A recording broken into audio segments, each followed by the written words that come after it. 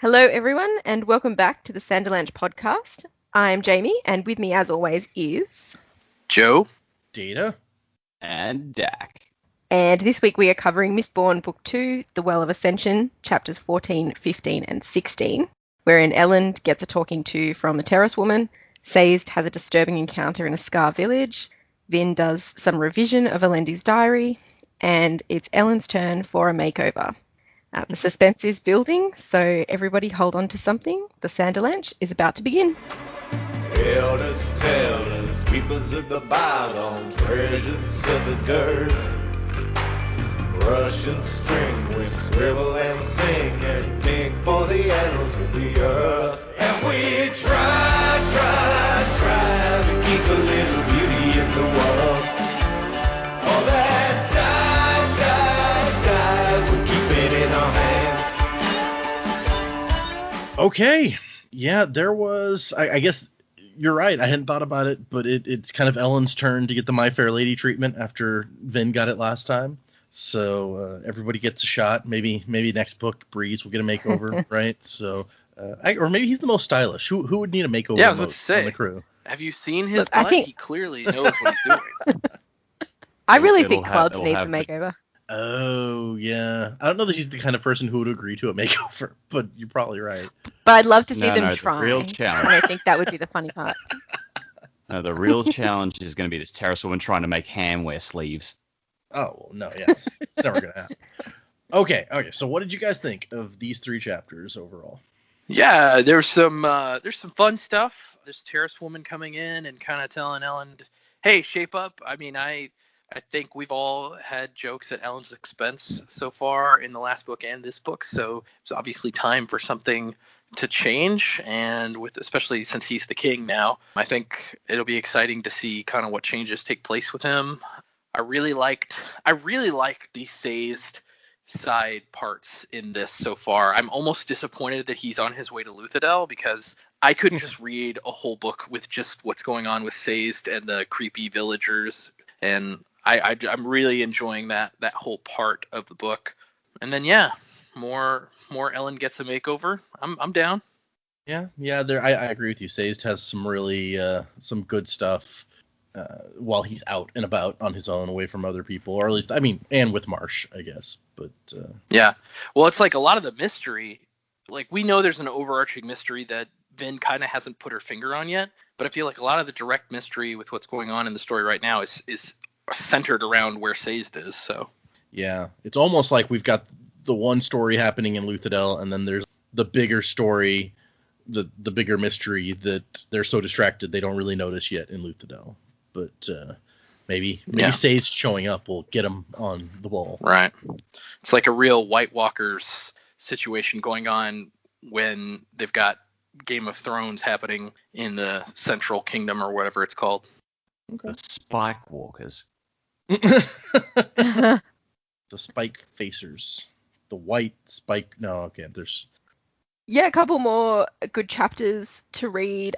I agree with Joe. I'm loving what's going on with Sazed. As soon as he woke up, under his tree and Marsh wasn't there, I was like, this isn't going to go well. I don't know why yet, but I just know, I didn't expect a whole village to have been wiped out effectively by sheer terror. But yeah, everything about that just was so disturbing and horrible. And yeah, it's really, I'm really interested to know what's going to happen with the mists as they're getting into Luthadel, because it's clearly out in the villages and the smaller areas, definitely more prominent at the moment. So yeah, that mystery is really, really interesting to me. I really enjoyed the terrace woman just pretty much coming in here going like, nope, shut up, Ellen Venture. This is how you're going to be now. I don't want to hear your excuses. You're oblivious to the whole thing. We're going to fix you. This is how it's going to go. I really hope that Elend takes some of it on board, which he seems to be doing towards the end of the chapters we read, probably by force at this point, but he's kind of like, yeah, okay, sure. I feel like her character, the terrace woman, has the potential to really rub everyone the wrong way, and I don't really know what's going to happen with that. But no, I enjoyed that scene for what it was too. And I'm really enjoying coming back to the mystery of the Deepness, and that we're sort of talking about that again. I'm still rooting for Tentacle Monster. I think that's still a pretty cool image. But yeah, looking forward to seeing where that's going for sure. Yeah, I mean, it's with the stuff with Sazed, it is weirdly specific how it seems to be so far limited to these villages out in the middle of nowhere, right? Yeah, and I don't know if it's just easier for, the mist. I mean, obviously there's more to the mist than just mist, and whatever the Lord Ruler was doing to keep these mists at bay during the day, however that worked, it's sort of rolling back into these smaller areas.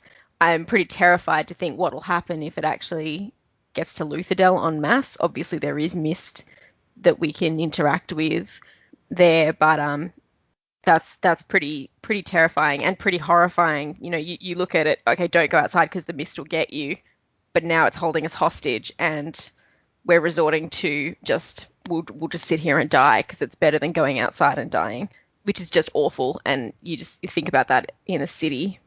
Oh, this could go really bad really quickly. Yeah, there's a lot of questions and things to be scared of here, because like in the first village Sazed was in, it was like somebody saw the mist stay one time and kill a guy for like a few minutes, and then he comes across this new village where it's like, oh yeah, it was here for days and weeks and never left. And so it's weirdly specific, and I don't know, we're gonna get into some interesting stuff there. Okay, for sure. Dak, right? What do you think? Yes, my name is Dak. I didn't remember who Yeah, I said like that. how you I was said like, that. did Joe already go, or is it Dak? The way you said it was just like you were unsure who he was. Dak, right? Yeah, okay, that guy. That guy. Yeah, I Have we haven't talked to him in so long. It's a whole thing. As far as these chapters go, I really liked the Sazed chapter. I agree with what the others are saying. I think the mystery there is fascinating, and I really want to sink more in there. The stuff with Elend and what's her name, Tendwil? That stuff was fairly interesting. She kind of annoyed me, not because of anything about her specifically. I think I've always just had a bit of a dislike of like, all right, we've got all these established characters, and then this random character just pops up almost out of nowhere and says, I know better than all of you, and I'm going to take charge, and everyone kind of lets them. Like, I've always had issues with characters like that in other stories, so I think some of that just sort of rubbed me the wrong way a bit here when she popped up and was just like, I know better, I'm going to tell everyone. Even though, yeah, she definitely knows better than Elend, because that's not hard. And the lessons she had to give him were very good. I think I probably would have appreciated more if it was a character we already knew. But then, by the same token, like, that was the kind of the point. She was an outside influence who had never met Elend before and wasn't already trying to cozy up to him or anything. So I don't know. It's just I just have issues with that kind of character. But for what it is, it was fairly good. Yeah, I did like. From the Luthadel chapters, like my favorite bit was Vin going over the old logbook and trying to work out what it is she saw, because she remembered what she read. I remember we talked about that on a previous episode, so that was more interesting to me than watching this woman like slap Elend around a bit. Interesting. So Joe was all for getting Elend slapped around, but I see where you're coming from. Maybe if we'd gotten to know her a little bit first. Yeah, like the principle of him being slapped around, like, no problem with that. It was just who was doing it. It's like, who's this woman again? Why is she here? And like, she explains that, and it all makes sense. It's all logical, but it's just the fact that this character sort of popped up out of nowhere, and all of a sudden, Elend is trusting her with his life, and she's following him everywhere. And it's like, this seemed really fast, especially considering you're at war. It's true. That's actually a good point I hadn't thought of, where it's like, one of the other armies could have sent this person. They're trying to take over your city right now. But they're weirdly trusting of her in lots of ways, which I'm going to use to transition us right into the beginning of the chapter. Well, Elend is, but Vin's not. Well, yeah, Vin is Vin. Vin never trusts anyone, so yeah. So Alendi says, or not Alendi, Quan says in this epigraph that they were all telling me that I was wrong, but I wasn't about to give up. Anyone who knows me knows that, which, okay, good to know. He's going to be dogged in his pursuit of investigating this. But the beginning of the chapter, and I don't know if it struck anyone else as odd when we got to this part, she like rips the bonds out, and Ellen's like, Vin, maybe you should come in now. And she's like, oh no, she's not actually there. She left. And I was like, it was really weird that these people they catch this lady spying on them, and then they just take her at her word that Vin is outside ready to protect the king, and all leave them there.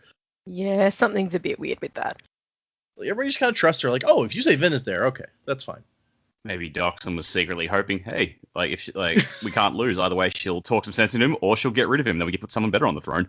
Interesting point. I wonder who would end up on the throne if they get rid of Elend. It would probably be somebody like even suckier with our luck, right? So I think the entire government would fall apart, and they'd just be easy pickings for the army. The entire government was pretty much Elend's idea, so it's entirely possible. Yeah, it's all just going to fall to infighting and people trying to claim it for themselves. You'll have a dozen claimants, and then the two armies out the front are just like, all right, sweet, let's go. Elend's like, okay, I'm gonna call for the guards now then. And she's like, don't be stupid. If I wanted to kill you, I could do it before they got in here. Which, that's nice. And then she just immediately starts out like sparking orders at him. Like she's like, stand up straight, stop slouching. She's like, now while I appreciate advice, I don't. And she's like, no, don't talk like that. She's just like everything about him she's finding some issue with. But particularly, she just keeps calling out the way he talks, really, I feel like. I got some serious vibes of that scene in Spider-Man Far From Home where like the European agent gives him the stealth suit and like he's just staring at it. She just starts yelling at him. It's like, take off your clothes, put it on. I was like, I got some serious vibes of that off of this. Yeah, I can kind of see that. And then Flash Thompson comes in and sees and goes and tells Vin that Elend is getting naked with some... No, again, that's not... Okay, so he says, do you know Sazed? And she's like, he's an acquaintance. I've always pronounced her name Tindwyl, but I don't know how actually you should say that. That was my assumption too. She tells him that he has a slovenly appearance. She's like, Sazed warned me, but I didn't believe any king could be that bad. Which I feel like everyone, Joe especially, should just be loving the scene where it's like, yes, these are all the things that annoyed me about Elend being king.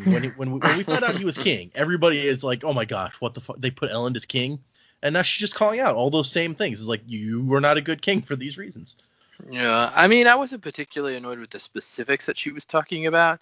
Rather, I think he just needs to take his role, I guess, more seriously, and I think that's partially what she's saying. It's like, in order to appear as a king, you need to do these things. And so my problem wasn't with Elend's character specifically. It's only when he's in his king, like he's a king now. It's time to stop being what he was and start being what he basically said. Yeah, I'll step up and be king. So it's time to start being that. And so I think what's going on is pretty appropriate for this character at this time. And I'm not trying to disagree with Dak, but I think in order for this transformation to take place, it kind of had to be initiated by somebody who's not close to him and who we don't know or haven't met before. Because I feel like, if it's Clubs taking him under his wing and be like, let me show you how to be a king, he's going to be like, what are you talking about? You don't know how to be king. Like, it had to be somebody from the outside that had his best interest. And it makes sense that it's a keeper too, because obviously this lady has clearly memorized all of these kings and lords and stuff like that. So she knows exactly how he's supposed to look and act. And like she keeps saying, like, they don't have time for him to all of a sudden become a king. He's got to fake it until he can make it, basically, because they don't have time. Yeah. Like the wolves are at the door now. Like they gotta get going. I mean that's yeah. I agree with everything you've said. I guess it's just that character type that does pop up out of nowhere that's always bothered me a bit, but that's right. In story, logically, everything you've said is 100% accurate and makes sense. So it's an interesting point that no one else really knows anything about being a ruler at this point, because the Lord Ruler's been the only one for 1,000 years. So no one but a keeper could ever really comment on, like, this is what rulers are like, other than the Lord Ruler. Keepers have the book Being King for Dummies memorized. I want that book now. I have to admit that I totally relate to Elend in some of his lines here, though. He's like, yes, well, while this is fascinating, I'd rather avoid further insults this evening, if you'll excuse me. And I'm like, yep, that's how I would take this. Oh yeah. But she makes some pretty good points. She's like, the assembly that you yourself organized ignores you. The Ska don't think you can protect them. Even your own council of friends makes their plans in your absence, assuming your input is to be no great loss. Which, yeah, on one level that's fair. On another level, it's like, well, he did leave them alone for 2 hours. What else were they supposed to do? But again, that's another one of his failings. It's like he just left them here when you had a meeting. You should do your research before the meeting and have everything prepared. That's just politeness, right? But Kelsier was always late. It's fine. They're used to it, I guess. And I like when he says, in the last year, I've read every pertinent book on leadership and governance in the 4 libraries. And she's like, well, then I suspect you spent a great deal of time in your room when you should have been out being seen by your people and learning to be a ruler. It's like, oh, yeah, no, that's a good point. She says that she, while Sazed focuses on religion, she studied biographies of famous generals and kings and emperors who no one's ever heard of these days. And she's like, are you going to let me tell you what to do, basically? And he's like, well, Sazed was always super useful, and I really could use some help here because I suck at this. So, all right. At least he can admit it. Never known an evil terrorist man. Oh, wait. Well, yeah. She notices when Vin comes back, and Vin's like, how did you know I was here? And she has an interesting line there where she's like, Sazed mentioned you as well. We should talk soon, I think. Which, what do you think that's about? What is she going to talk to Vin about? If she understands biographies, maybe she has a more objective description of Elendi than his own diary. Yeah, that's an interesting point. Somebody might have written something about the dude. I also like that Vin immediately says, why are you here? And she's like, it took this dude several minutes to get there. I like that you went there faster. You guys make an interesting couple. And Elend's like, is there anything I should be practicing? And she's like, yes, stop saying Right. Okay. Which, hey, that's always a good public speaking tip in general. What were you telling us? You told us a story before, Jaymee, about saying but it wasn't actually on the show. Do you want to go back and...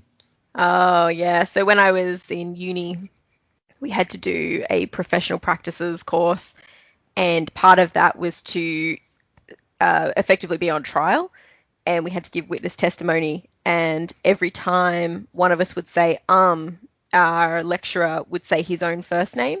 So every time I say or I hear someone say I hear someone in the background go, Keith. So it still doesn't stop me saying and I catch myself doing it all the time, and I hate it. But yeah, now I just hear Keith. I guess the first step is being aware that you're doing it, which he managed to help you with. That's it. If you ever, okay, listeners, it's a bit of advice. If you ever want to know what your most annoying habits are, just video yourself talking for about 30 seconds and just see what you do. I say and I would flick my fringe out of my eyes, so I don't have a fringe anymore. Yes, there you go. I did it again. But yes, that's what I learnt most from that class.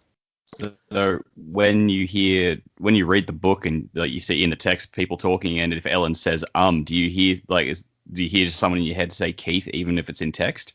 I haven't really thought about it that much. You're gonna now. Now I will. So thank you, Dad. I appreciate it.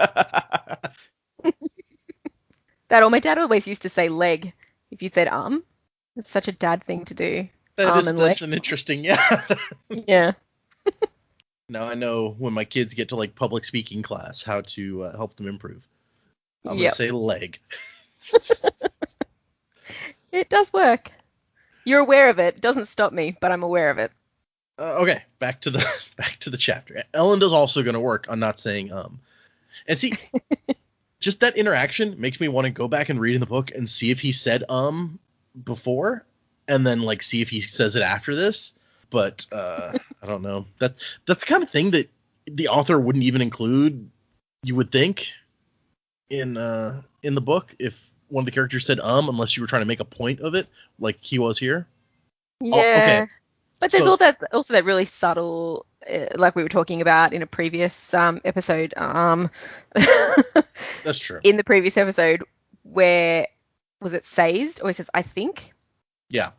So I guess there's that Brandon Sanderson does put that subtext into it, and you don't even realize that it's being written or being said.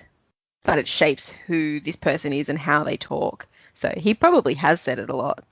Tynwyl, despite being a lot more confident in her discussions than Sazed, actually uses that same thing a few times during this very chapter, where like she says to Vin, Sazed mentioned you as well, child. We should speak soon, I think.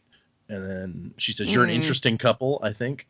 So it's very much like a Terraceman affectation, it seems like. And I just searched the book for out of curiosity, and the first time Elend says it is in this scene, but he says it twice in this scene. Yeah, okay.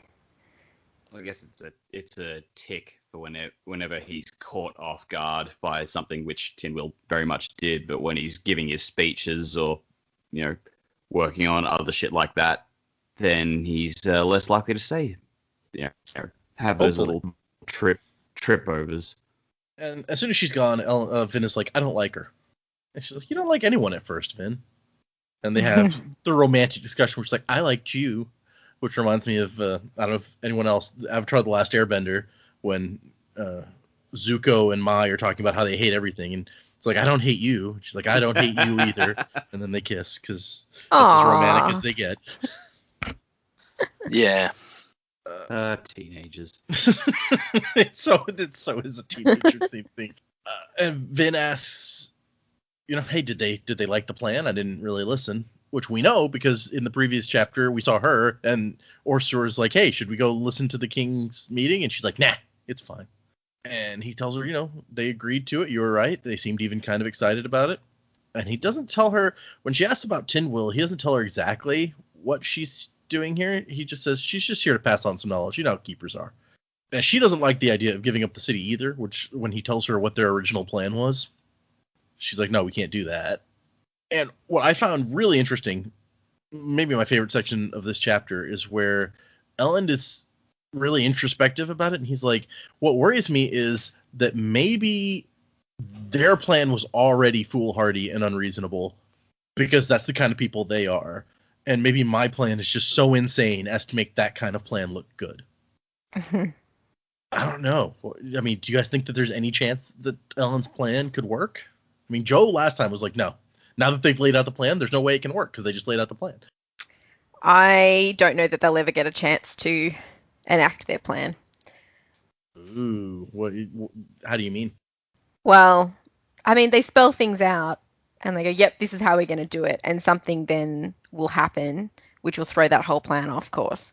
So, like, there may not be a need to go through with their plan in the end. So if everything was going to go, like, sort of according to their plan, like, they might pull it off, maybe. But there's a lot riding on it. But, yeah, I think something will happen and they won't ever get to that point anyway. So, kind of like last time when the army never actually got to be involved because it got revealed too early and slaughtered. Yeah, pretty much. Yeah, so maybe they'll achieve their ultimate goal of being able to keep the city, but I don't think this plan that they're trying to do is going to work. Okay. Seems reasonable enough, as, if you're genre savvy enough to know that when you have the whole scene where they lay out the plan, you're like, well, the plan's not going to go like that then. Now that you've said it, it's... Yeah. You just jinxed it. Jeez. Well, so that means it would be a big surprise. Have these meetings. It would be a giant surprise if they laid out the plan and it went exactly according to plan then. You would be expecting that. Point. Jack's like, we shouldn't have these meetings. Should they just, keep their plan secret from each other and be like, let's improvise? Well, why do you they think just wing it on the Elend was day. late? He was trying to avoid turning up and laying out the plan. Oh, well, yeah. It all makes sense, people. And they have this little discussion about, standing up and, fighting these kind of hopeless fights or whatever. She says, you can't let others beat you down forever. Kelsier taught me that. Reen taught me that the rebels were fools, but Reen is dead now, and so is the Final Empire, so... Which, there's a point there. Although Reen died, protecting her, so it's not even really... And she does not tell him about the Mist Spirit when he asks her how the patrol went. Which may be because last time she mentioned it, he thought that she was seeing things, so... That was the impression I got. And she is worried about the Deepness and the things the Lord Ruler said when he died.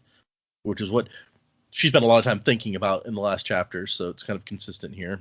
She brings up her concerns to Elend, who she's like, hey, you guys had religion, right? You noblemen, so what do you know about this? And it turns out that they didn't really pay much attention to religion either. But there's a big, long discussion, and we still don't have any more information about the Deepness than when we started. So, kind of par for the But course. At least here. now the question has been raised. I feel like that goes a long way, because like in the last book, it was kind of just a thing that they just never talked about, and I think that was particularly frustrating for the three of us, because just like we wanted to know more, and like they were making a point of not talking about it at all. Whereas now they've actually got someone going, "What is it? What actually is it?" So that gives me hope that cool. That's a question that will be answered soon. Guys, don't you remember we settled this? The deepness is inside all of us, man. Still potentially true. It could be inside of everyone and also a tentacle monster. Well, I mean, if the deepness is the mist is getting into people, so the deepness really is inside at least those people. The dead people? Yeah. Maybe they'll turn into mist zombies. And then they really Exactly will be where like my White thought just Walkers went. going on. 'Cause that's what this planet needs. Mist zombies. You can set up for a massive war between the Kandra and the mist zombies. And it's like, no, we're the real mist monsters. Humans were the real monsters all along. Damn posers. But in the end, Elend is kind of like, don't we have enough to deal with? Like, there's two armies outside. Do we really have to worry about mysterious deepness from 1,000 years ago that's not really relevant to our situation? Which seems to be everybody, like, even in the last book, like, that's one of the reasons that nobody ever really talked about it was, it's like, yeah, that's long gone. We're not worried about that. We're worried about the current evil god tyrant. There's always more pressing concerns, apparently, than what Vin wants to talk about. It's very sad. And she's thinking about these quotes from the logbook about the red sun and the brown plants, and asking him, she's like, Rashek didn't do that. He didn't give up the power of the Well of Ascension to defeat the Deepness, so why wasn't the world destroyed? And she starts thinking maybe these plants and the weird sun, which Ellen's just like, what? Well, why wouldn't the sun? He has not been with us this whole time, as we discussed, why the sun would not be red and the plants brown. And so this is his first chance, and he says the same thing everyone else does, where it's like, that's weird. Green plants? Ugh. Apparently that was never covered in his books. Guess not. He never had a copy of Encyclopedia Britannica. Well, there's no Britain here. It'd be, Encyclopedia Final Empirica. It just proves Terresica? The too terrace? that all the books in the 4 libraries aren't enough for him to know everything. I wonder what the 4 libraries are. That's such a weirdly specific number of libraries. You'd think a size of Lutherdale would have more than 4 libraries. Yeah, right? Yeah, but from what Ellen's been saying, like the Lord Ruler and his ministry didn't exactly encourage intellectualism. No, not so much. True. You weren't supposed to ask questions and learn things. That not helpful. And she thinks about the Well of Ascension a little bit, and it's like, hey, is that still up there in the Terrace Mountains? Maybe that will have something to do with the name of the book. She wasn't thinking that, but but they changed We topics. do bring that up a lot, don't we? Yeah. It's got to come up somehow, right? Maybe. Unless it doesn't. But she tells Ellen what she learned from Orstur about Kandra and how they can try to spot people and figure out who the Kandra really is. And she has a moment where she's like, wait, could it be Elend? And she doesn't want to test. She doesn't want to know. She's like, I would rather trust. I finally get what Kelsier was saying, where he would rather trust Mare than suspect her, even if she did betray him. That's kind of sweet. Some character development from Ben. Which he says, you're smiling. Do I get to hear the joke? And she says, no. Ellen says that he doesn't think it could be any of the crew because he talked with them all and they seemed like themselves, but that's not really enough.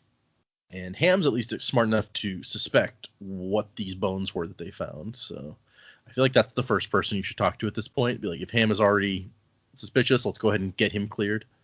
But that's just me. Why is Vin so eager to spar all of a sudden? Like every friggin' day, she's like, let's spar. It only takes once. You just gotta catch him using pewter one time, and I think they use it constantly when they spar, so it really shouldn't take very many times. I don't know. Maybe Vin's just extra paranoid. Just like, maybe Orosur was wrong. I can pierce copper clouds. What else don't we know? Well, this is true. I don't know. This is complete bullshit. I'm just pulling out of my ass. It's an interesting note to just keep in mind that all the stuff that everyone tells us is true. We have several times found out that they just really don't know what they're talking about when they say these things. So you can never be sure of anything. There's always another secret. And Vin ends the chapter by telling the Mist that she's not going to fear it and going out to do another set of rounds. She's working hard to guard Elend. We get the next epigraph where Quan says that he just decided Elendi was the hero of Aegis and he was going to prove it. And he now regrets all of these things that he did, like insisting on traveling to witness his journeys. It was inevitable that Elendi himself would find out what I believed him to be. So that's an interesting note. He makes it sound like that was the worst part, that Elendi eventually realized.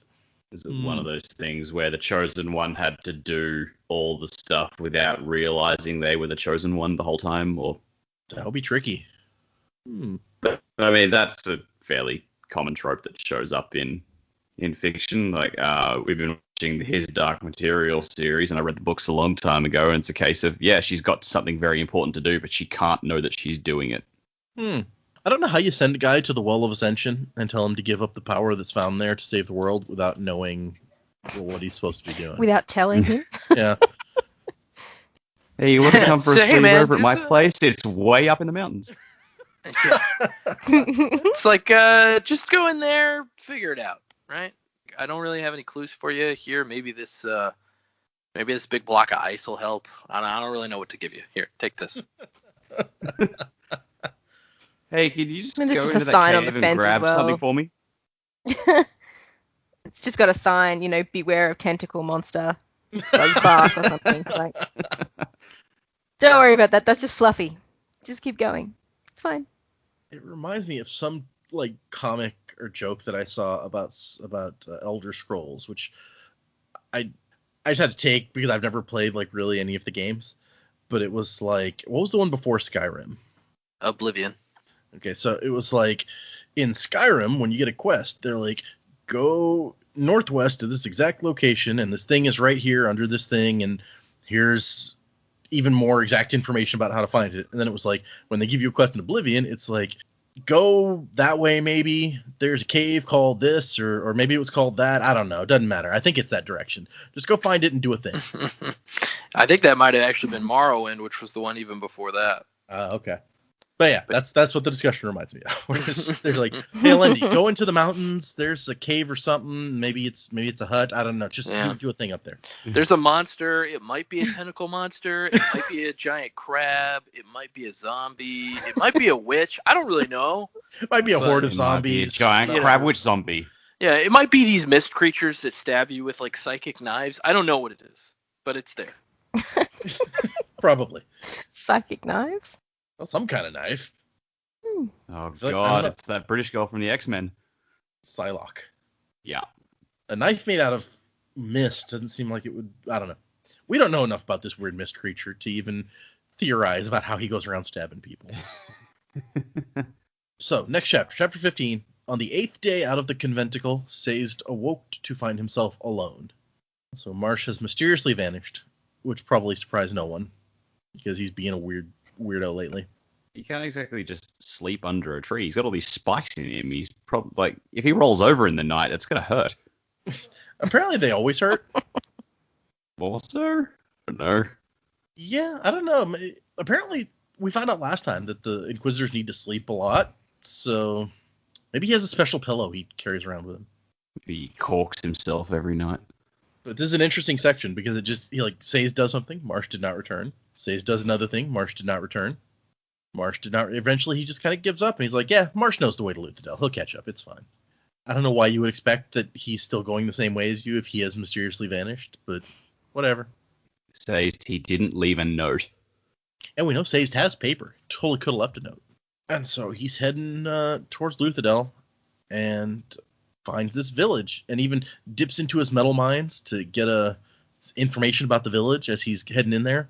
It is the Gazetteer listed Urbine as picturesque. I was like, if that's anything like a real estate listing, it's probably not picturesque. Oh my It's so shit. true. It's quaint. A real fixer-upper, you know? The whole village is a real fixer-upper. Yeah. It's awfully small. Charming. Some people would call it cozy. I mean, you know, with the right people, like, you know, the Property Brothers or something, they can go in there and flip that whole village. I think they'd make a pretty pen. Flip that village.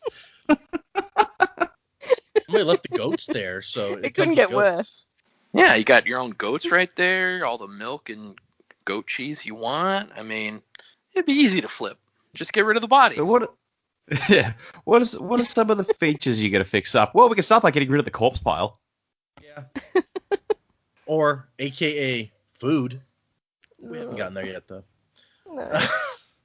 So, he heads into the town, and he's wondering about, like, why are all these livestock just wandering around?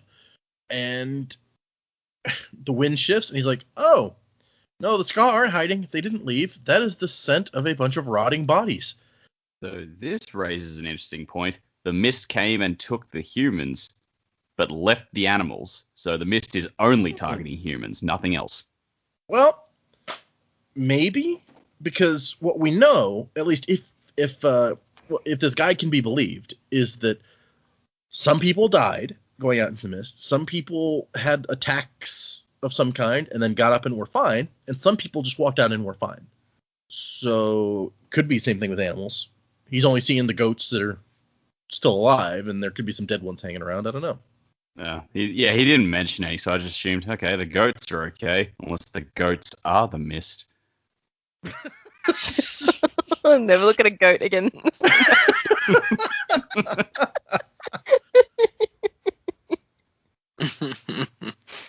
So he heads into town, and it says it wasn't until he got closer and into the town that he found the first bodies.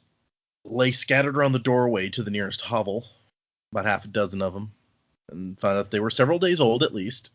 No visible cause of death, so that's not optimal. And then he peeks into the hovel, and it is filled with bodies, most still wrapped in blankets, pressed up against the walls. There's some gross description that we don't need to get into necessarily, but he can surmise that they died of starvation and dehydration. He's just like, how could they have run out of water and food? Like, there's still goats running around? How do you die of hunger when you have a herd of animals right here? And he decides it must have been a plague or something. This makes no sense the way that it's playing out. And that's when he hears something and finds a guy pretending to be dead. And he says the man didn't need to work hard to feign death. His hair had fallen out and his eyes were sunken. And Sazed tries to convince him, like, hey, no, it's okay, man. I'm a friend. It's you don't have to be afraid. I have some food. And the guy's clearly not all there anymore. There is no food, he whispered. We ate it all, except ... the food. It's just like Horrific. Yeah, we thought that the conventicle chapter was creepy in one way. This is a very different kind of creepy. Mm-hmm. This is the kind of guy that, like, they might have found him in the conventicle. Like, I would have bought that, because this is freaky and weird. I didn't eat the food, the man whispered. And he explains that he can't go outside because of the mist. Sazed has to kind of draw this out of him, but he's like, the mist came and it stayed for days, weeks, all mist. And he's like, well, how come you didn't leave? Like, I know people are scared of the mist, but if you're going to start starving to death, then you would think that maybe it'd be worth braving the mists for this. And he tells him, some people did. Gel, I keep wanting to read that as Jello. It's Jell, and I'm just like, it feels like Jello to me. Good old Jello, he was a bullheaded one. The mist took him, how he shook, how he writhed when it took him. Some got away, and they called to us after leaving the village saying it was all right. It didn't take them. Don't know why. It killed others, though, and some it shook, but they got up later, and some it killed. And Sazed is Like, this is more information on this weird mystery than Sazed has been able to get since he started looking into it. So this is kind of useful for him, despite being super creepy. And so he's trying to get more information out of the guy. And he's like, okay, tell me more about who did it kill? Who did it let pass? Like, what do they have in common? And the man says, time for food. And goes over to a corpse and pulls the arm off and starts eating it. And if he just pulled it right off, I can't imagine. Ugh. Yeah, it's pretty bad. And then as he's eating it, he looks up and realizes Sazed is there again, and he's like, it's not mine, and drops it. Just... oh, goodness, this guy. He's seen some shit. Yeah, he has. And I don't know what happens here at the end, really.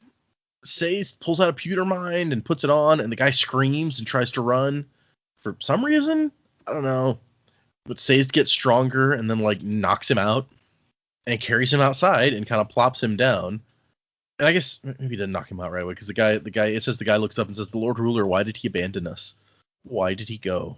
And so he says the Lord Ruler was a tyrant, and the guy's like, no, he loved us, he ruled us. Now that he's gone, the mist can kill us. They hate us.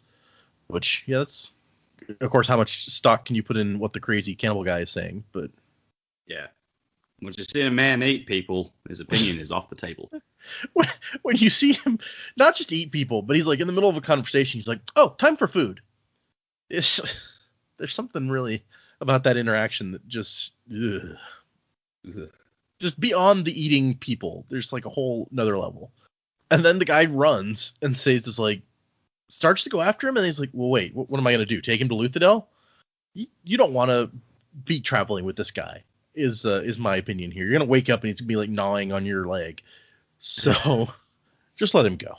It's fine. What are your choices? The cannibal or the spike face? Spike face is probably, he can at least make sane conversation. Yeah, kind of creepy, like short conversation recently, but better than this. Kind of makes you wonder what Marsh would have done if he was here for this. He probably would have just said, well, this guy's beyond saving. Snap. Yeah. Or even worse, he'd be like, hand me that other arm. Oh, that's not cool.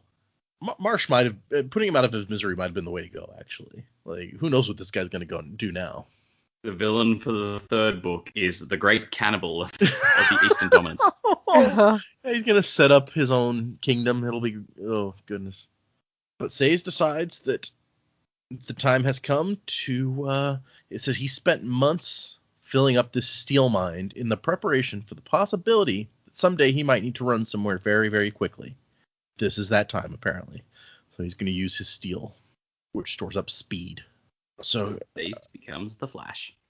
Yeah, and I was trying to think. It's like, is it really, is the situation that dire that you need to use up your super hard to fill speed mine? But yeah, it might be. Because there's no cannibalism is involved, all bets are off. Well, that's one thing. Just getting away from this guy is a good start. But, I mean, there's no way for him to know if this is an isolated incident in this village or if it is happening everywhere. So, yeah. Well, the account of the body's shaking and all that sort of stuff, that was similar to what he'd heard before, I believe. Mm-hmm. So he's got reason to believe that it is happening in more than one place. Obviously not to this level yet, but it's coming by the sounds of it.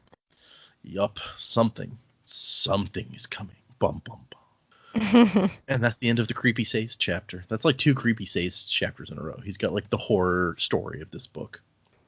But yeah, most of his chapters have had like an undertone of creepiness to them. Yeah. I guess wasn't his first chapter the one where he was like trying to find out, all right, one person's died from the mist, and it's like, what the hell is this? Yeah. There was a little bit of creepiness to that because there was a mysterious death, but it was really more like CSI and then like trying to preach his religion, which no one wanted to listen to. And then I think the second chapter we had with him was when Marsh showed up, which was creepy just because Marsh was acting conversation weird. was unnerving. Yeah. Yeah. So our final epigraph for this week, yes, he was the one who fueled the rumors after that. I could never have done what he himself did, persuading and convincing the world that he was the hero. I don't know if he himself believed it, but he made others think that he must be the one. So that's a really interesting take, because I feel like this is the first time that we've heard something that really doesn't jive with the person that we saw in the logbook, who was like, man, everybody tells me that, the signs have been met, that I must be this hero, that I'm in the right place at the right time, but I don't really want to. Like, this is not fun. I am not enjoying this. And here Quan is telling us that, like, no, he went out and he convinced people. He did the legwork, making everyone believe that he was the hero. I don't know. Do we believe one over the other, or did they both, like, make sense in their own way? I think they each frame it the way they want to frame it. It's sort of who do you actually believe? One of them's going to go and make themselves out to be the good guy, and the other one's going to go and make themselves out to be the good guy. It's like, more to uncover there. Everyone always thinks they're the good guy. That's a fair point. The history is written by the winners, but really neither of these two won. Rashek did. Rashek did win and got to write history. That's why Elendi's story is, like, relegated to one book hidden away in Critic Shaw, and Quan's story is on a giant metal plate hidden deep beneath the earth in the stronghold of the Inquisitors. Mm-hmm.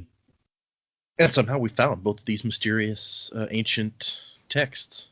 It's kind of ironic. Sazed kind of found both of them. I mean, Vin pulled it out of the palace and then dropped it, and Sazed found it. But it's weird that the same guy found both of those. There's something really fun about this Vin chapter, where it's just like, Vin rarely uses her quarters, but now she's sitting among stacks of paper trying to figure stuff out. It's kind of cute. She's doing what you do, like where she's trying to search through the book for a certain mention of something. Yeah, she doesn't have a Kindle though, so it's tough for her. It's very sad. Very difficult. And so she's making piles of this book, like this one pile that has mentions of one thing, another pile that has mentions of another thing. And Orsor's like, what are you even doing? And she's like, I thought you didn't care. He's like, well, I don't, but I'm bored. And I want to understand. It's like, this is the Lord Ruler's logbook. Well, not the Lord Ruler. The guy who should have been the Lord Ruler. And he's like, what? How can you should have been the Lord Ruler? And she's like, no, this is the guy who wrote the logbook and went to the Well of Ascension, and then Rashek killed him and took his place. Do you remember this stuff? Which, to be fair, I don't know that when they were reading through the logbook, they actually had Renu read it, because why? Like, it didn't really have anything to do with his part of the plan. I think this actually supports my theory that this is not Orsur, because I don't feel like, from what we know about Chondrus, I don't feel like they forget things. So for him to be kind of like, yeah, you mentioned it, I feel like this Chondrus not actually Orsur. I think it's a different Chondra pretending to be Orsur. So I think this is backing up that theory I had that it's a completely different Chondra. I'll give that to you. I think I agree. You could absolutely read this that way. That if you have that theory going into this, that makes complete sense with what is coming out of this conversation. Because I kind of had the same thought when I read it this time. Was like, oh, this, you could read this in that way, because Joe has been saying this thing for a few episodes now. So I don't disagree with you at all there. Throughout the last book, like when he was Reno, he really didn't get involved in the plan at all, because I think there was one meeting where he kind of just sat there and didn't take part. He didn't offer any contribution. He was just there. But for all his contributions, he may as well have not been. So I think that's just, it wasn't, like you were saying, it wasn't relevant to his part of the plan, so he didn't get involved in it at all.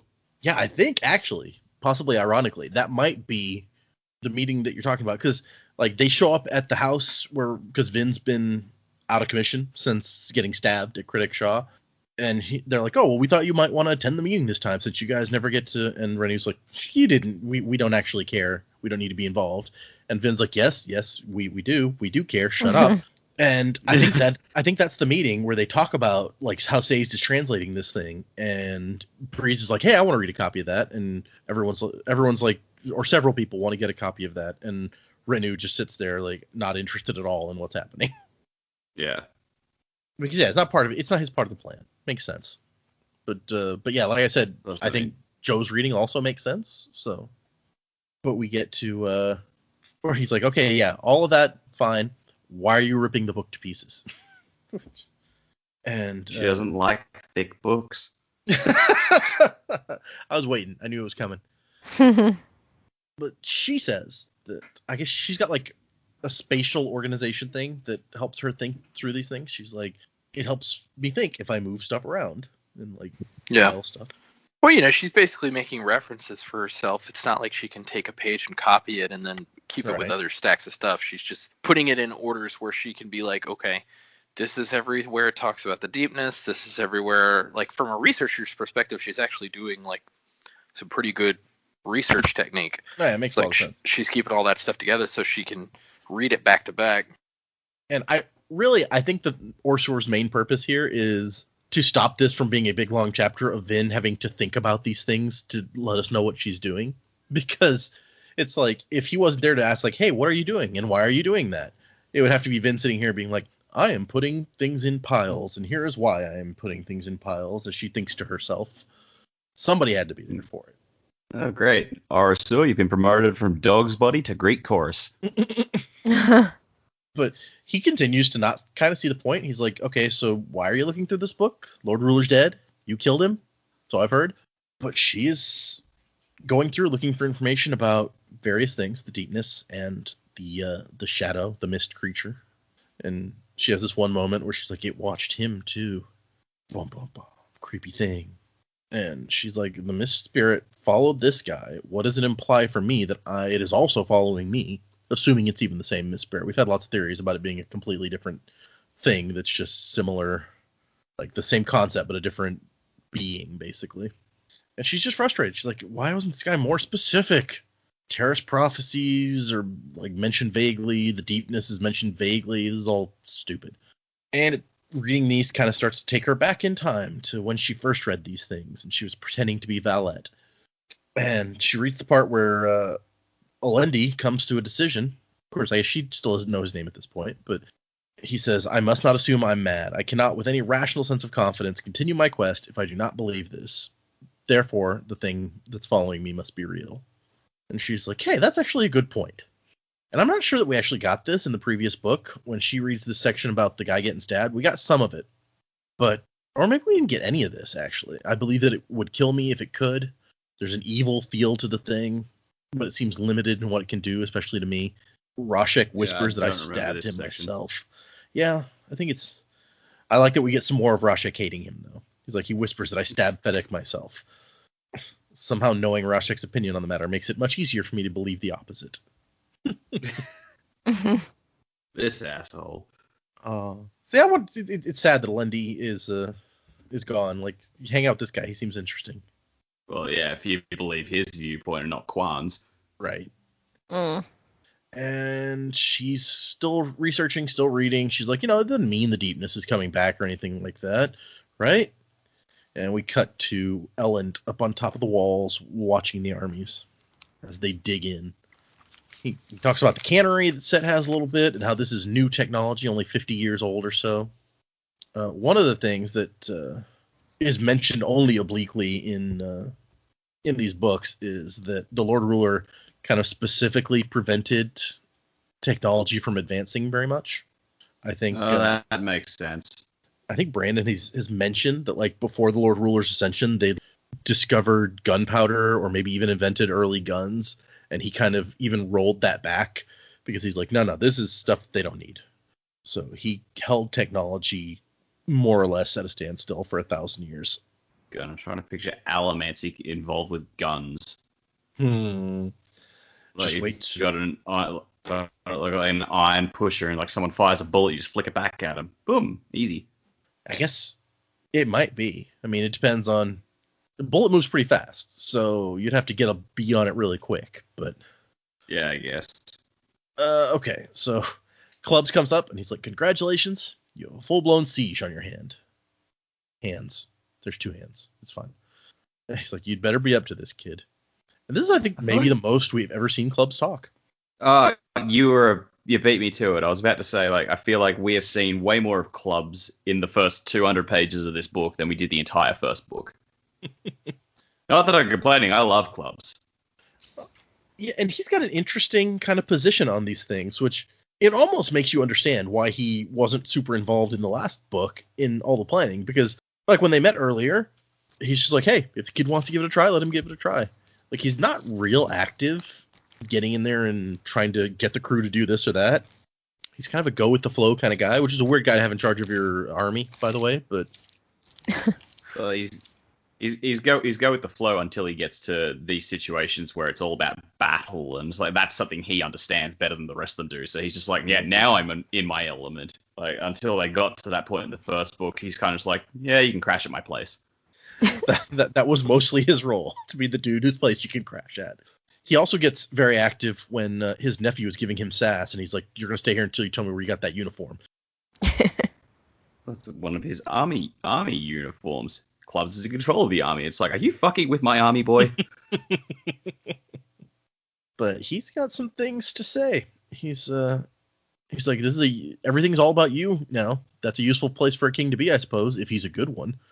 Which, geez, that's more of a dig than I think we've ever heard Clubs go for. And Elend just comes out and he's like, I want your opinion. Am I a good king? And Clubs says, I've known worse leaders, but I've also known a hell of a lot better. So. Well, it's like, you asked. Yeah. No, and I mean, Elend doesn't even take offense at it. He's like, it says Elend nodded slowly, and he's like, no, yeah, I get that. I want to be good at this. Because no one else is going to look after the ska, basically. And Clubs has a real interesting take on that, too, where he's like, the situation usually makes the man.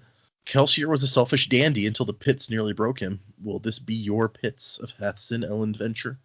I guess we'll have to wait and see, he says. Also us. We're going to have to wait and see. But yeah, I just really like this bit because it shows a lot more into Clubs' character. For a while there, he was the grouch who also happened to be a very good craftsman. And then he was the military general, which he's also very good at. And you think of like military commanding characters, they're just like all they know is military. And we were just talking about how Clubs only really seems to be active in the military side of things. But he's a craftsman, and he's actually got a bit of an insight onto what makes a man, what makes a person, like their experiences. So he's actually quite smart and insightful. He just doesn't get a chance to show it very often. I found that really interesting. I was like, I want to know more of Clubs' opinion on shit. Like, I feel like we haven't had much of a chance, but like a full conversation with the guy could be fascinating. Mm. Like, why don't we ever get Ham involving Clubs in philosophical conversations? Probably Clubs would just grunt and be like, whatever. Yeah, well. But his take talks about shit that matters. Exactly. It doesn't matter. Ham's crap doesn't matter. His take on leadership really could go back to that whole military thing where if he was in the military for a while, he probably saw a lot of different leaders and would kind of have an idea about what makes a good leader. But he's not just like a dumb army man. No, he's got some insight. And I really like the scene. I think I mostly like that we get to have a conversation with Clubs for like the first time, basically. Yeah. But it's also good for Elend. And then we find out that the terrorist woman sent Clubs up here to send Elend down, basically. He's like, it isn't often you meet someone who feels like they can order me around. And we find out they have checked on Tindwyl. They had terrorist people in the city come in, and they all recognized her, and apparently she's a fairly important person back in Terrace. Yeah, they cross-referenced, and they called all her referees. And Tindwyl says that it's time to do something about Elend's clothing. Actually, there was one little note here that grabbed me. It's like, because she's used ferrochemy, they said, oh, well, she's not a Kandra. And I thought, well, Orosur said that Kandras couldn't use allomancy. Mm-hmm. He didn't say they couldn't use ferrochemy. He did not. I had the same thought. Maybe, I mean, Elend is the one who says it, so maybe they asked Orosur since then. It's like, oh, by the way, can they do this? But, yeah, maybe they're making assumptions that we should not be making. Mm. Of course, how many Kandra can be in this story? Like, we've already got at least 2. I mean, I guess... Everyone is Kandra. I don't think it makes any sense for her to be the second one. They found the bones before she even... They found the bones in the palace before she'd even been to the palace, as far as we know. So, it would be weird for her to be the one that came in then. So she would have to be like a third one if she was a Kandra, right? Yeah. Yeah, everyone's just a Kandra. It's fine. They'll all realize it at some point and be like, oh, this is awkward. Does this mean that the contract doesn't apply anymore? Like, the guy who's holding my contract is also one of us. It's like there was a short story written by Alan Moore I read years and years ago where they sent a spaceship into space and there was one character on it was a werewolf and he was hunting around looking for it's like another human to prey on, and the first one he preys upon turns into a werewolf before he can do anything. He's like, oh, you're also a werewolf? He's like, yes, I am. I thought you were a human. No. So then they team up and they go around to find some more prey, and the next people they find are also werewolves secretly, and no one had any idea that it turns out everyone on this spaceship is a werewolf, and none of them had any idea that it was. It's like, guys, we fucked up. That's amazing. Although it makes me wonder, like, how does the full moon transformation work on a spaceship? I don't remember. It was like 10 years ago I read this. Okay. Now I'm gonna have to go find this story because I want to know now. I guess maybe there's versions of werewolves where they can just transform whenever they want, so maybe that's what it is. Yeah, possibly. So Tindwyl and Elend have a discussion about his suits, and he's just like, oh, I know it's not quite as formal as what other men like to wear, but it suits me. And she's like, it's disgraceful. He says, now I hardly see. Don't argue with me. And he's like, but see, you the other day. And so she's trying to get him into some speaking habits that are not so. And we talked about his speaking habits last time because Brandon mentioned them in the annotations. But it's just like he likes to say things like, now see, and have an argument about everything. And she's like, no. Kings don't argue. Kings command. She uses the word slovenly a lot. She does. That's what I was about to say. Slovenly clothing invites other slovenly habits, such as your posture, which I have already mentioned, I believe. She's basically mad he's a slob. She spent all these years studying these biographies of kings and stuff, and now and there was no kings to meet. I mean, you could never talk to a king because Lord Ruler was the only one. So presumably this is the first king that she's run into, and she's like, dude, you suck. Yeah, I think she's just disappointed. She may just be disappointed in general. She's like, I thought this guy was going to be a king. Here we have bitchy Mary Poppins. Kinda. Of course, apparently in the books, Mary Poppins is much more kind of harsh and cold than she was in the first movie. Oh, so we have regular Mary Poppins. Yeah, kind of regular Mary Poppins. I think in the second movie, Mary Poppins Returns, she's supposed to be more like she is in the book. She was fairly stern in that one, as I recall. So, but Elend starts to pick up on some of her lessons already, because she says, you're not going to wear suits anymore, and he says, excuse me, and then she just stares at him, and he's like, all right, explain yourself. Got to give orders, not ask questions. And she makes a point about the suits, where she's like, that was one way to go. It made sense to keep wearing suits like the nobility did. It gives a sense of continuity and such. But you are at war now, and your dress should reflect that. So he gets a white uniform. Yeah, it made me think, the way it's kind of described, it made me think of Admiral Thrawn.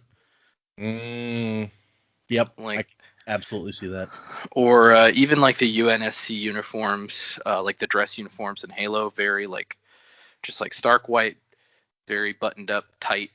Yeah, it's definitely described that way. And the thing you have to remember is that we're in the Final Empire, and people don't generally wear white because ash is falling from the sky all the time. That's true. So this is kind of a statement that we are making here. Although she did tell him he could change the color of the cape. Yeah. It's like, if you want variety, change the color of the cape. You have 6 identical white uniforms in your closet. You're just inviting problems, though. Wear this white uniform and go out in the ash-colored area and keep your suit clean because you're a king. I guess. Fight, but don't get dirty. Fight, but don't get dirty. Yeah, I guess her thinking, and it's actually kind of ingenious if you think about it. It's like, look at me. I don't care about ash. I am bright and I am the king. The world does not concern me. I am the king. I'm going to wear white because it doesn't matter to me. And yeah, absolutely. And not only that, is you are instantly the most visible person because no one wears something that light. No one else will be wearing this color, basically. So you stand out like that. I snapped. I don't know if that made it over that's I do like when Demo comes in and he's kind of like, oh, Your Majesty, you could tell he was it was almost like he was going to talk a little more casually to him. And then when he saw him, he was like, oh, Your Majesty, this happened. And he's like, oh, by the way, I like the uniform. Captain, stop checking out your king's ass. Well, we know Demo likes a good uniform, right? Yes, Daemon loves a uniform. He's like the opposite of Ham. He gets the uniform on, and Tyndall says, good, once you learn to stand up straight, this will be a decent improvement. And then they're going to cut his hair. And he's like, no, you are not cutting my hair. And he says it firmly and with authority, and she's like, all right then. And then he sees himself in the mirror, and it's like, wow, this really makes me look different. My hair looks bad with this. All right, go ahead and cut it. So it's kind of nice that he's willing to go along with this and even admit when he's like, no, you know what, this hair doesn't fit with this new look. Okay, let's do it. Yeah, and I don't know if they're holding it for a later chapter, but I really wanted to see Vin's reaction to him. Mm-hmm. Yeah, you gotta wonder if she's gonna think positive, negative. She likes Elend, and he gets a crown, a very simple crown with no like adornment or anything really. That I thought was too much, but you know, I'm not the kingmaker or whatever. Well, and he makes an interesting point where he's like, the Lord Ruler didn't need to wear a crown and remind people, and she's like, well, yeah, the Lord Ruler didn't need to remind anyone that he was in charge. Which, yeah, okay. Yeah, that's true. Although he did do that a lot by having people executed. It's true. Just slap people down with his allomancy. He did that too. It's like, oh, you're not obeying me hard enough? Bam! Into the dirt where you belong. Oh yeah, she tells him you will wear this crown from now on, whether you are in public or in private. Yeah, so then that just made me think, it's like, okay, so Vin and him are making out, and she's like, get this crown off your head. And he's like, I'm not allowed to. I have to wear it all the time. I can't. I'm taking a shower, gotta wear the crown. It's gonna make shampooing hard. Yep. And eventually he's like, you know what, thank you. I was hesitant at first, but this really makes a difference. And she's like, yeah, enough to fool people for now. He's like, what? She's like, yeah, you didn't think we were done, right? Well, silly Elend. Silly rabbit. My Fair Lady lessons do not end that quickly. See, the crown is actually on his head so that he learns to stand up straight, because otherwise the crown will fall off. Oh, yeah. It's like when That's true. the books are on your head and you know. He might have appreciated That's really the purpose of the crown. He needs a crown made out of a book. He'd get distracted and he'd go, oh, what's this? Oh, I need to read it. And then, 3 hours later. You're right. I want like a montage here. Like if this was a movie, it's like, a montage of him learning to talk like a king, speak like a king. She even says he needs to like walk better. And he's like, what's wrong with the way I walk? She's like, you don't walk like a king, that's for sure. And it's interesting. What the hell does a king walk like that? Well, she knows apparently from those biographies detailed how a king walks. But it's interesting you say that, because that is the one annotation that I wanted to touch on in this episode. Brandon writes, I chose to only show a few sections of Tyndall training Elend. I figured that these could get laborious if I did too many of them. This isn't My Fair Lady, after all. We never get to see Elend learning to duel, for instance. As a writer, I tend to react strongly against things I've seen done too often.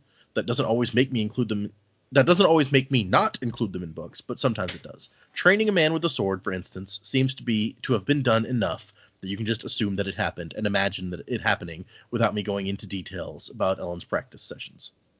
This scene is included, however, and is rather important. Elend's new look and his decision to let his hair get cut represent the first change we pull off for him, the visual one.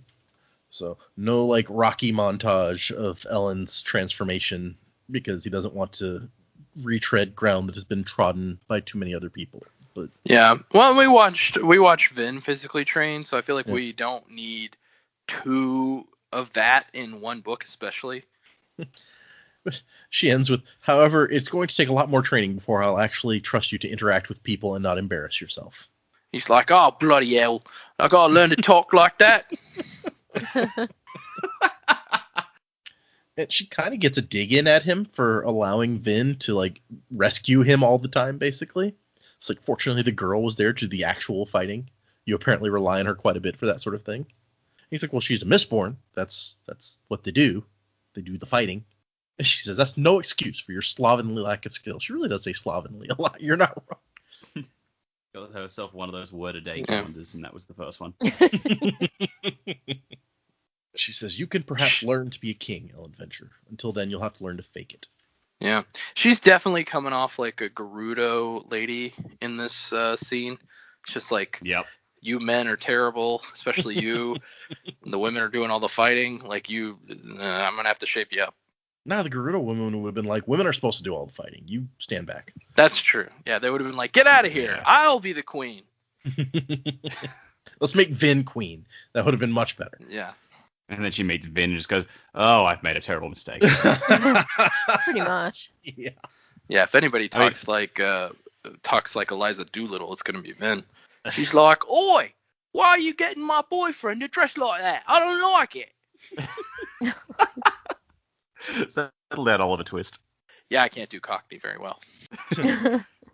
I've definitely heard people do it worse. So Wasn't there some play or something you did where I remember you were like, there's lots of different Irish accents, and I have to get the Irish accent for the right region down for this Oh, thing? yeah.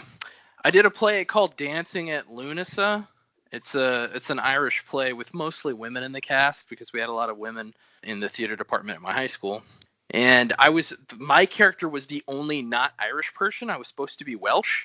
Oh. So Jesus Christ. Yeah, exactly. So I started learning a Welsh accent, and then my director was like, I don't have time to train you to do them to do an Irish accent and you to do a Welsh accent. So you just do Irish too. So we ended up changing it. Which, in fairness, I mean, unless somebody really knew the play that was watching this high school performance, nobody was going to care. That's a fair point, yeah. Welsh. Now I want to hear the Welsh one. As opposed to all the Irish ones, I feel like that would really stand out. Oh, yeah. It's definitely different. If you've ever heard Catherine Zeta-Jones talk in her normal accent, she's Welsh. But it's different.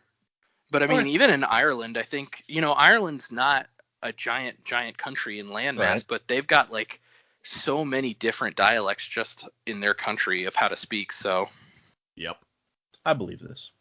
I once ran into trouble doing Christmas shopping, of all things, because I was bored, so every shop I went into, I just faked an Irish accent. And the last shop I went into, the guy behind the counter was himself Irish and started asking me where I was from, and I had to make some shit up on the fly. Oh, no.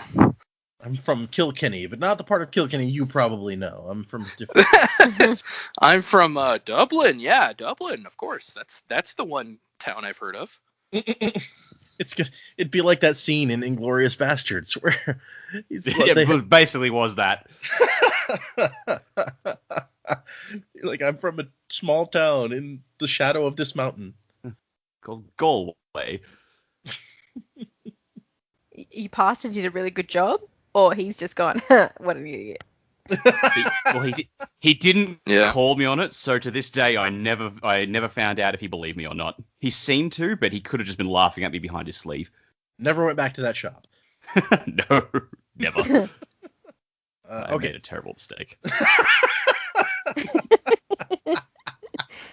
At least it wasn't like Welsh. And he's like, what part of Wales are you from? I'm like, I don't fucking know any names of towns in Wales.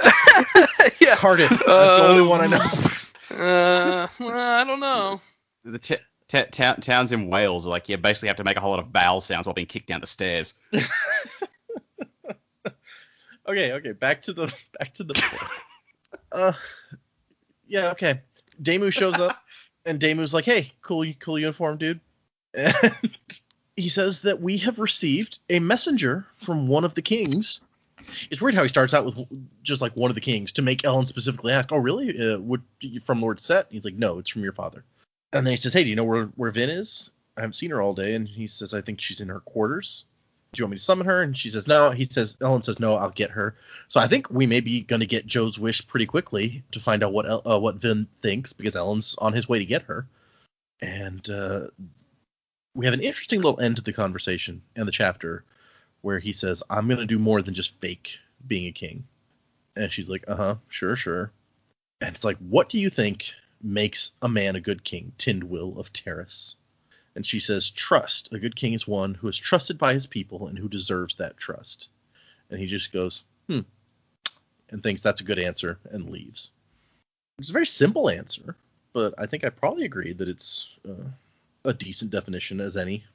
I think the striking thing was the fact that she seemed to, she wasn't blunt or cold or, ordering him. It's like, don't ask the question that way, ask it another way. I think her reaction sort of made me think she's thinking to herself, that's a good question to ask. You've done well. Here's an honest answer.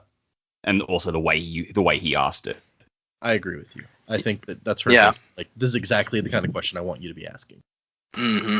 Yeah, you could see a real turn here for Elend and what she thinks of him in general. It's like once he really starts putting things into practice, and it's like, okay, I'm gonna dress the part. And I think she's almost goading him when she's saying, it's like, oh yeah, you look good enough to fake it. Like she's wanting him to want this because that's the only way it's gonna get done correctly and properly. Yeah.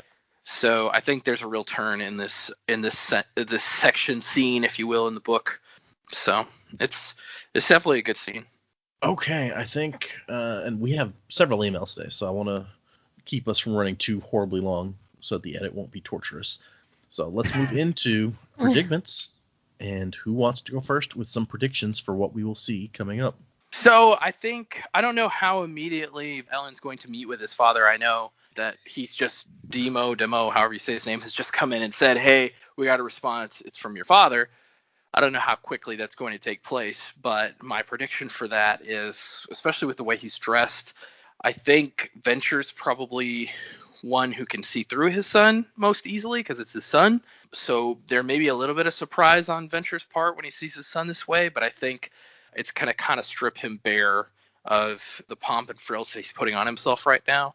So I don't know if that's going to go Elend's way necessarily, or if it does, I think maybe Venture will have, his dad Venture will have something more devious in mind, that kind of like getting the knife in the back prepared. That's what I imagine happening. I'm sticking with my theory that this Khandra is not Orser. It's some other Khandra. And if Strath Venture sent the Khandra, then it could be, because we know he had a Khandra from the last book under his under his contract. I don't know if that Khandra was ever named. I don't think it was. Yes, yeah, that Khandra had a name. It was okay. It was, give me a second, Tensoon. That was. So I'm gonna say that Orser is no longer alive, and Tensoon is actually the Khandra that is with Vin. That's my prediction for that, and I think Sazed's gonna arrive back pretty quick. I'm almost hoping he doesn't. I hope like on his way there more bad stuff happens, because I feel like that's the most, not to him specifically, but I feel like that's the most exciting part of the book to me so far, is the stuff that's going on outside of Luthadel.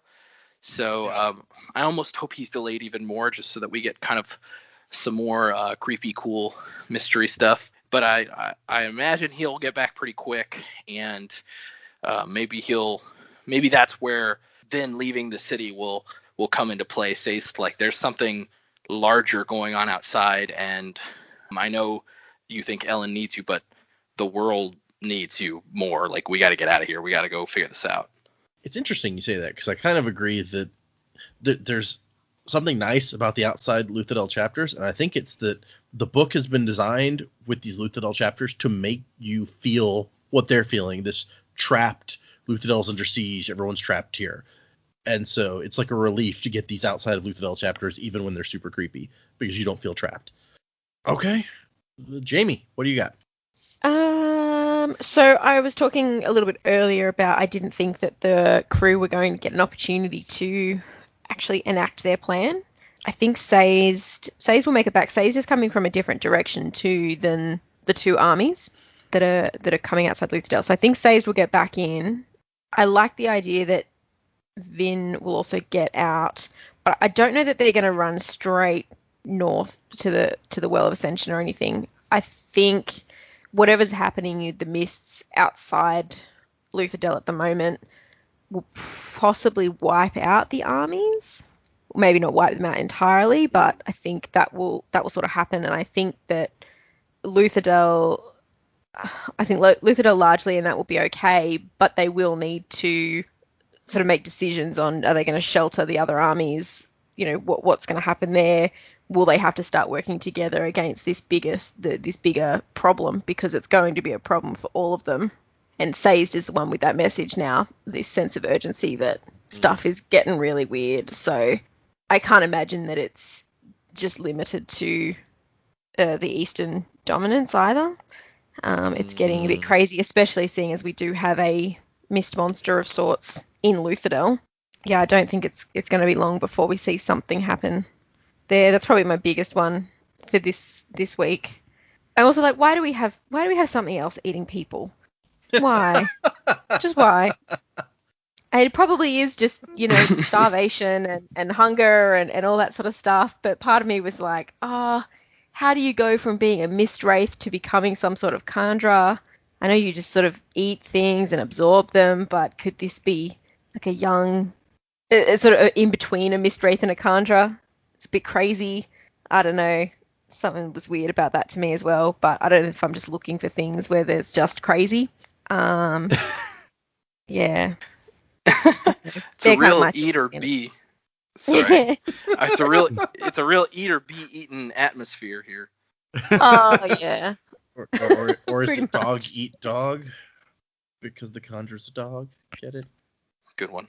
Yeah. Hilarious. Yeah.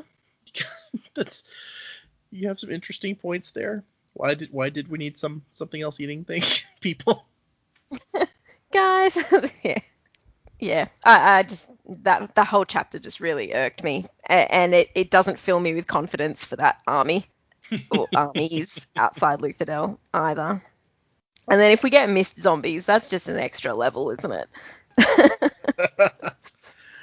So yeah, if both armies get destroyed by the mist somehow and turn into zombies, then there's a zombie army outside, a double-sized zombie army.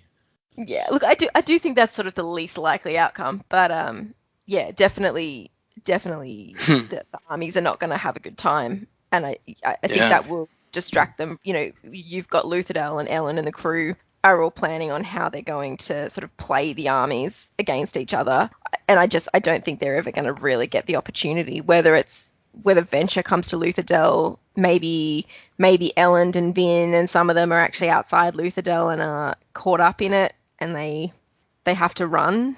Maybe they run to the Well of Ascension. I'm not sure how that's going to play out, but I can't imagine it'll take long for, once Sage gets back, for Vin to try and go, well, look, you know what, I'm experiencing all of this with the mist at the moment. Here's the research that I've been doing. There's something more to it. There's no choice. We have to go there. So I think we'll start to see that unfold fairly quickly. Okay, Dak, predict. I don't have much, and most of what I did have was largely covered by the others. I think that the two armies are going to get beset by something to do with the mist monsters. That or something else. I don't know what, but something is going to drop in and completely break the conflict between the cities, and everything's going to go to hell. And as a result, Sazed and Vin are going to have to leave and head to the well for some reason. I do think that when they get to the well, they're going to find the Inquisitors all camped out there trying to do something of their own accord, because between the fact that the Inquisitors weren't at the conventicle and Marsh has now disappeared as well, I feel like the Inquisitors are somewhere building their strength, preparing to do something themselves, where maybe they're going to try and repeat whatever happened at the Well of Ascension and turn one of their number into a new Hero of Ages or Lord Ruler or something.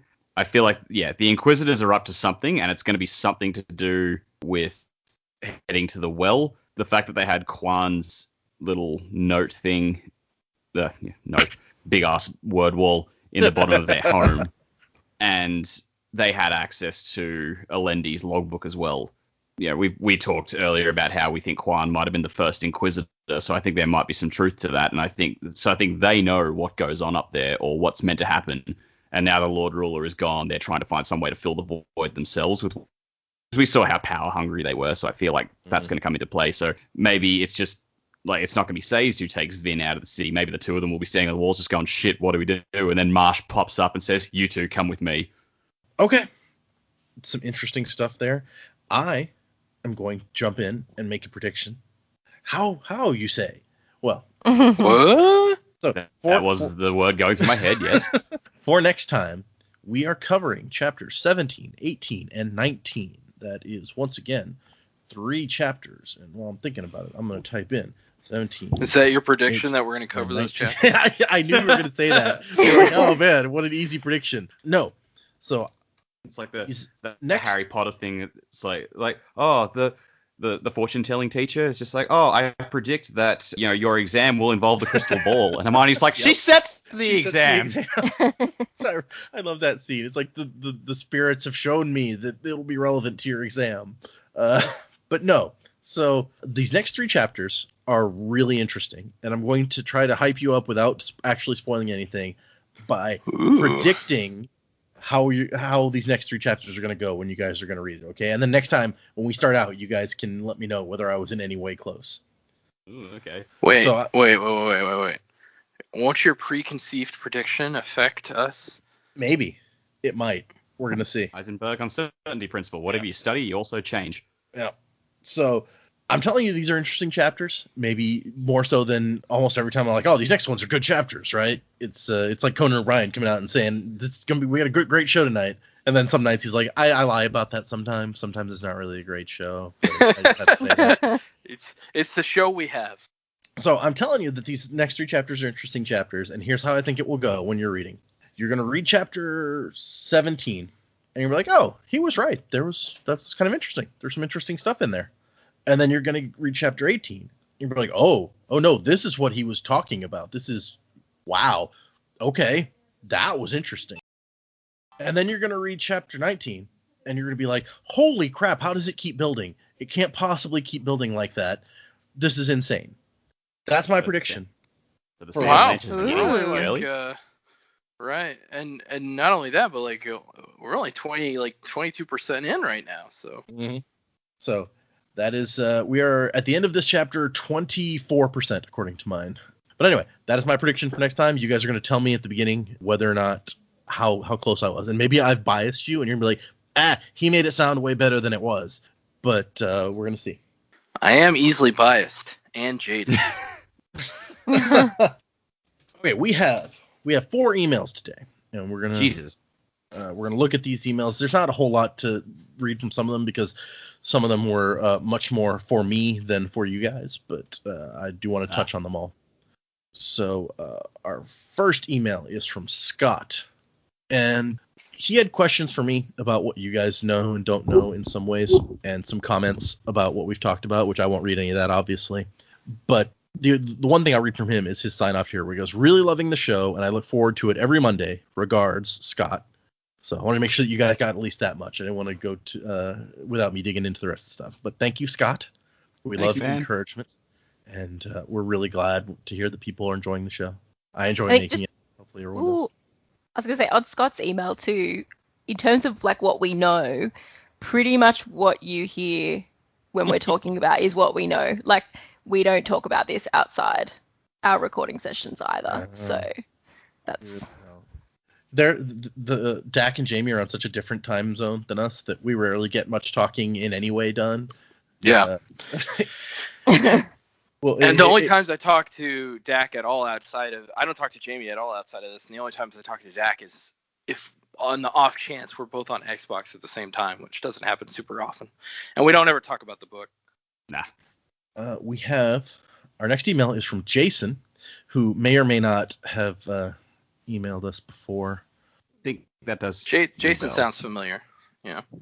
I did that on purpose, and we'll get there. So Jason says, just finished listening to your third Will of Ascension episode. This is just to say for the best. Quick drop in by Data while editing here to say that somehow the recording gods smote a full minute of our recording here. So a lot of Jason's email has gone missing. Sorry, Jason. I'll bring you back in the middle of our discussion. Girl. Only girl. He says he's making a point of running with the whole not knowing names thing now, which is why he mentions. Oh, we made it a thing. Yep. Well, whatever you say, Grayson. So he says, I'm going to keep emailing you guys until host guy says that I have emailed before. I am the only person who have emailed multiple times and not have that said. So I will keep emailing after that. I need to beat Retro Rocket in volume. So that's why I started out with he may or may not have emailed this before. So he's like, I have a few things to say. One of them I can't read on the air. He says, 2, last novel, host guy mentioned that it is planned to be adopted as a movie, hopefully. Brandon has said that he wants the second book to be more of a miniseries and look more at the side characters. What do you guys think? And I have heard that. I didn't actually said it, but I saw people talking about it, saying that Brandon said something like he'd like to make movies of the first and third book and then have the second book be like more of a miniseries type thing, which I don't know how that would work, how you can do a trilogy and that's weird. Movies and a miniseries in the middle. But yeah, I guess shoot the movie, release it if it does well. You could shoot the series and the film at the same time and have a film be like right when the miniseries ends, the film comes out. Maybe. I mean, would it be like they're not so much, that doesn't happen much these days, but like the Harry Potter, Twilight, and Hunger Games movies all had like one movie got split in half. Would you do that for the second movie instead of the last one? Huh. That would be interesting. So instead of like a miniseries, just like a double movie. That kind of makes sense, I guess. Yeah. I mean, it could sort of work. I don't know. It's also hard for us to tell because we're only a quarter of the way through the book. We don't know what events would need to be focused on and what have you. Well, we do know though that Sazed's journey at the moment is really interesting and totally separate to what's going on in Luthadel. Like I feel like in a film you couldn't really jump between those. Well, I don't know. Like still get all of the information. You think the Lord of the Rings movies, they jumped pretty concisely, even though Frodo and Sam were isolated from the others for like 2 whole movies, but they jumped between them fairly seamlessly. Man, but so the movie just has to be like nearly 4 hours long. Yeah. They'll have to make the Sazed scenes less of a snooze fest than the Frodo Sam scenes, because let me tell you, snooze-a-rama for me. Really? Gollum didn't do it for you? There's dude dripping off. Gollum. Rotting Gollum is the spook of Lord of the Rings for me. Wow. Really? I really can't stand Gollum. Okay. I'm gonna let that go there. The final thing that he has to say is, I've been reading the preview chapters of Rhythm of War, and I can now identify with your plight. 1 or 2 chapters a week is not enough. So in November, Brandon has his next big book coming out, his next Stormlight Archive book, and he has been releasing 1 chapter a week since July. And so he's going to release, I think, the whole first section before the book actually comes out. And so it is tough, 1 chapter a week. I mean, Jason is sharing your pain here. You guys get to read more than 1 chapter though. So, but yeah, man, it's stressful. It's stressful when I can only read 1 chapter of this new book a week. I can't wait for November. You guys don't have that to look forward to. No, that's true. We hit the line and you can read the whole rest of the book. Nope. Oh boy. Well, Lawson, thanks for your first email. We really appreciate you reaching out to us. You know, just call an email guy. You're obviously a super fan, so. I've totally been putting y'all's names all in more of the episode summaries since I realized, I was like, I think I've done that once, and then we talked about how like somebody wasn't spelling the names correctly, and I was like, I haven't given them much of a chance. So I've been putting that in there a little more. No, we talked about it because someone did spell the names correctly, right, and we were surprised. So, thanks again for the email, Godfrey. Thanks, email guy. We appreciate it. Our third email is from Atif, who has left comments on Podbean before, and he notes that he's also Banjo Bob on Instagram, who we talked about last time, or the time before last time, whenever it was that I was like, Banjo Bob's a cool name. And he says, thanks for complimenting my Instagram name. So you're welcome. He says, hi, Data. Love the name. I will forever think of Brent Spiner's Data from Star Trek Next Generation. That is the source of the name. So, thank you. Yeah, especially that episode where, what is that, Masks, when he plays all the different voices. That one's good. Oh, we just watched that episode the other day as I'm watching through with my wife. That's a season 7 episode. And anyway, he says a bunch of stuff that I cannot pull out on here. A lot of questions that wanted me to, personally kind of discuss with him. And I even gave him my Reddit username to be like, hey, totally happy to, talk about the Cosmere stuff whenever. But one thing that I can read is that he says, love this podcast. You've made my Monday mornings infinitely better. Something I look forward to as soon as I finish every episode, which is typically by noon on each Monday. I could go on and on about how grateful and thankful I am for this podcast. A huge thanks to all 4 of you for doing this. This year has been the hardest of my life, and this podcast definitely helped a ton. So thank you, Atif /Banjo Bob. We are glad that we could help out, and really glad that you're enjoying it. Always glad to hear from anyone who's enjoying the show, but it's nice to know that we have made a difference in some way. Oh, and then we get to Peter. Our last email is from Peter. And Peter's the subject of his email is the most infuriating Sanderson book. And he says, welcome to the most infuriating Sanderson book. I don't know that I agree with him or disagree with him necessarily, but I get where he's coming from here. He says, once you figure out the big twist was staring you in the face the whole time, you'll want to tear your hair out. Ooh. Okay. And then he has a just for data note about specifically what he's talking about, because as with the previous book, there are several surprises as we continue. Some of them, on the way, some of them when we get like towards the end. And so he's specifying which one he's talking about. And I think I want to say this because obviously they can't comment on surprises that they aren't aware of yet. But these folks are so good at picking up on stuff because we're talking about it. And, I don't want to take anything away from y'all because you guys are good at examining stuff and figuring stuff out.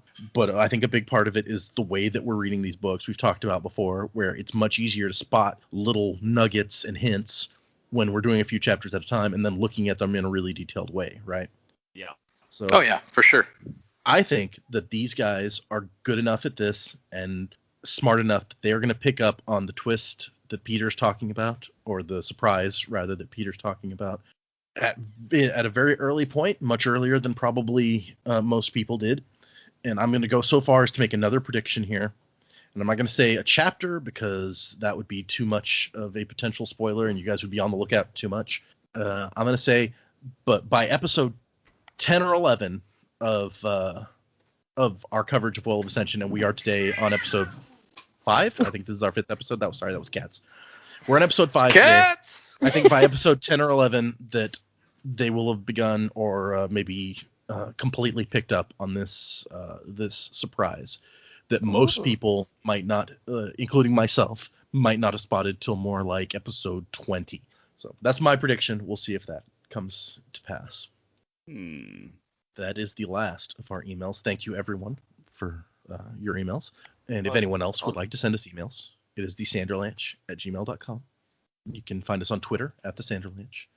We usually get like 2 retweets every week. We get Muggins retweets or likes rather our tweets almost every week, and then Joe, and those are the 2 likes that we get regularly. And so yeah, just keeping it going. Find us on Twitter if you like. You can leave comments on our Podbean. You can find us on Facebook, Instagram, all good places. It's all the Sanderlanche, one word, E at the end of it. Music by Miracle of Sound. Remembering to throw that out there. Does anyone else want to any last comments before we wrap up the episode? Nothing from me. I'm good. Okay, everyone. Thanks for listening. And wuzzing to the time of next, everyone. Did I say that right? Did I actually get it right that time? Wuzzing to the time? I think that was right, yeah. Okay. Yeah. Awesome. And we try to keep a little beauty in the world. All that died, we keep it in our hands. Oh, we are the maiden voice. Oh, keep it in our hands.